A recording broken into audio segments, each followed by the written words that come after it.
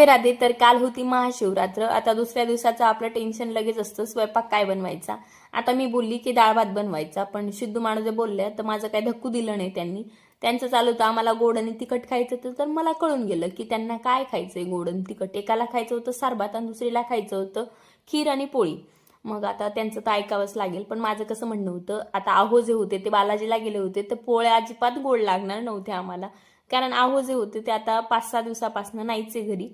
तर त्याच्यामुळे आमचं बिलकुल सुद्धा म्हणणं नव्हतं की आज पोळ्या कराव्यात, पण मग सुदुमाणूमुळे आम्हाला पोळ्या कराव्याच लागल्या. तर इथं सार झालेली आहे. आता काही ठिकाणी याला कटाची आमटी सुद्धा बोलतात.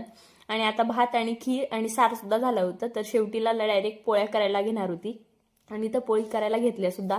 आणि आज ज्या होते ना कुरडई आणि पापड आणि खीर, हे सॉरी खीर नाही, भजे जे होते ना ते काय मी आज बनवणार नव्हती. कारण की आत्ताच खोकला सगळ्यांचा बरा झालाय, तो लगेच चालू करायला नको म्हणून म्हटलं नकोच आज कुठलंच तळण वगैरे काढायचं नाही आपण. तर पोळ्या तुम्ही कशा करतात मला कमेंट करून नक्की सांगा.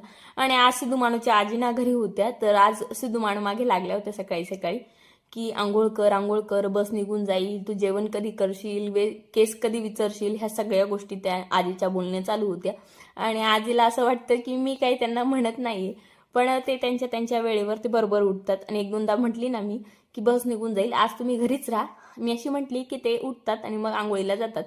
पण ते बरोबर उठतील त्यांच्या वेळेवर. आज तर ते उलट जास्त लवकर उठल्या होत्या. कारण मानूलाच बोलली होती की तुला थोडंसं बाकी आहे तुझा अभ्यास, तर तू उठून आत्ताच करून घे. आणि रात्री जे होतं कवर लावायचं ते रात्रीच मिटून घेतलं होतं. कारण मी तिला दरवेळेस बोलते की सकाळी बघू, पण आज बिलकुल सुद्धा मी काल म्हटली नाही की त्यांना की बघू.